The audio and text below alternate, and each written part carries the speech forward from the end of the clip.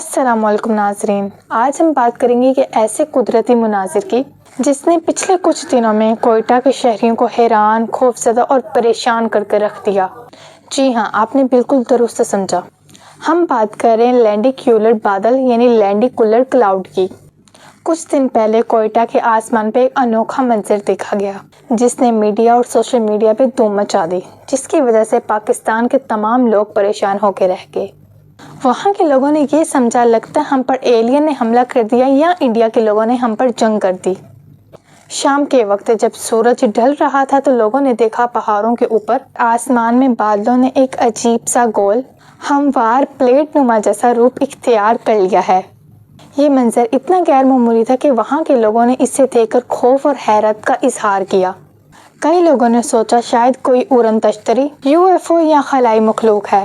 کچھ نے کہا لگتا ہے انڈیا نے دوبارہ ہم پر حملہ کر دیا، جبکہ کچھ نے کہا یہ کوئی آنے والا طوفان یا آسمانی اشارہ ہے۔ سوشل میڈیا پر ویڈیوز اور تصاویر وائرل ہونے لگیں اور کوئٹہ کے پاسیوں میں حیرت کی لہر دوڑ پڑی۔ لیکن دراصل یہ ایک سائنسی فنومنا تھا، نہ کوئی خلائی جہاز، نہ جنگ اور نہ ہی کوئی غیر معمولی قوت، بلکہ ایک سادہ، دلکش اور موسمیاتی منظر۔